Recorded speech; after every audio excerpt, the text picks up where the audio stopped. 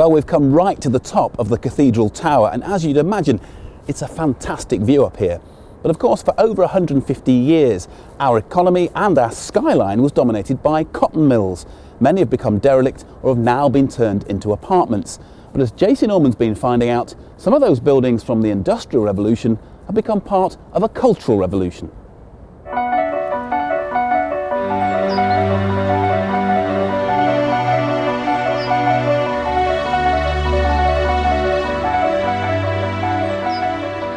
Time's been less than kind to many of them, but when cotton was king, the mills weaved themselves into our industrial history. They created riches, transformed communities, and changed lives for better and for worse. You can't get away from, the fact that these places, these were Blake's dark satanic mills. You worked in the mill because you had to, not because you wanted to. They helped make Manchester Cottonopolis, and Lancashire the 19th century textile manufacturing centre of the world. Here at Quarrybank Mill in Style, you can see and hear exactly what they would have been like in their industrial heyday. But mills like this are museum pieces and few and far between. In fact, look inside many of them today and you'll find a story not about cotton, but about creativity.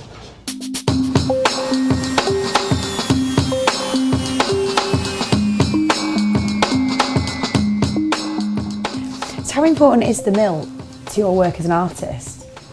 Well, this space is essential. As you can see, it's quite a big space. I've got a storeroom, all the material that I will be using, glass, mirrors, stretchers, and as you can see, wonderful light.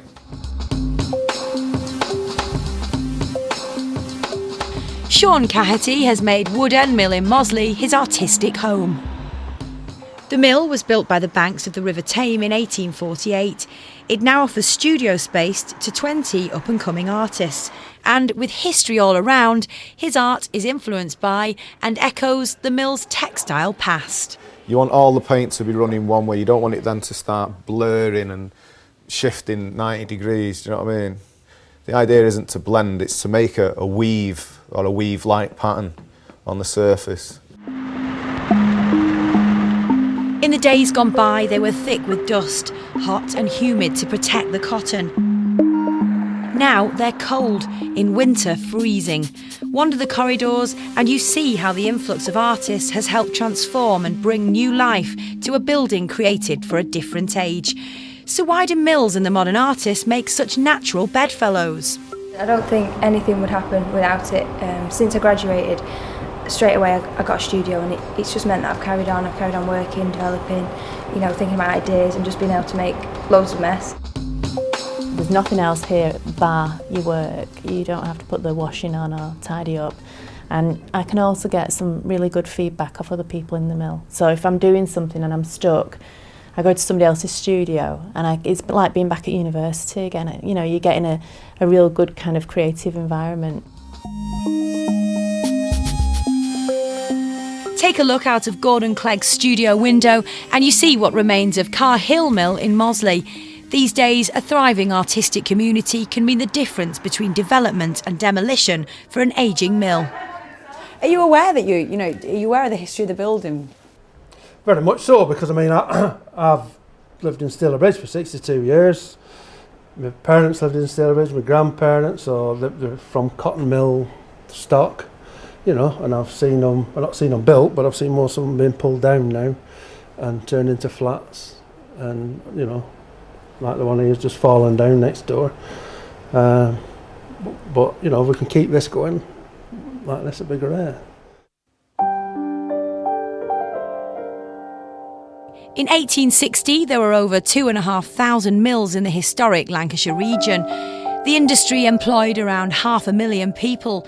Today, recession has slowed the trend to turn mills into apartments, and a growing number across the northwest are kept alive by art.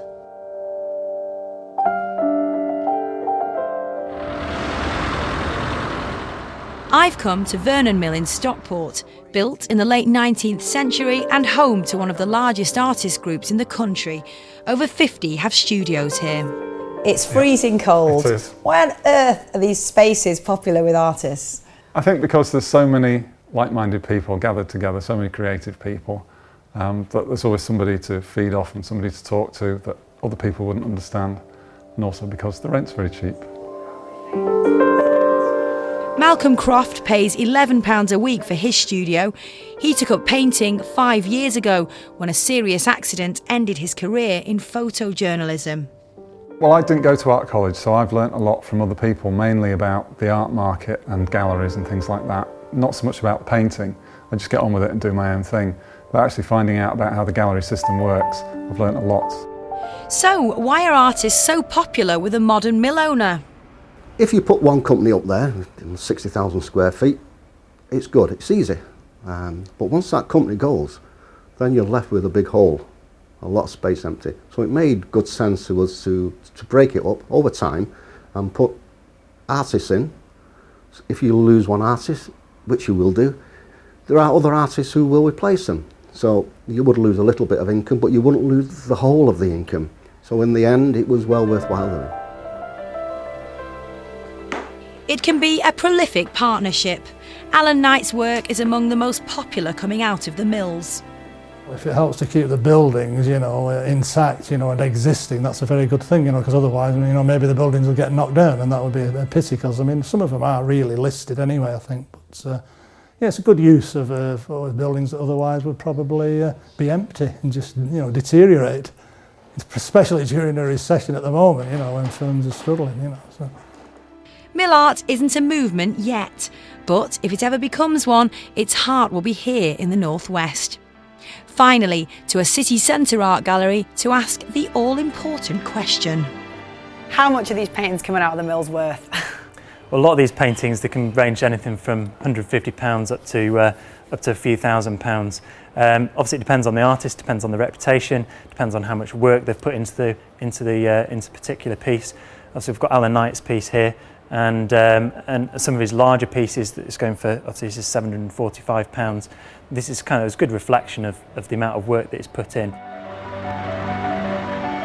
The mill and the present-day artist are a pragmatic match. Old cotton and modern culture, weaving themselves a new future together.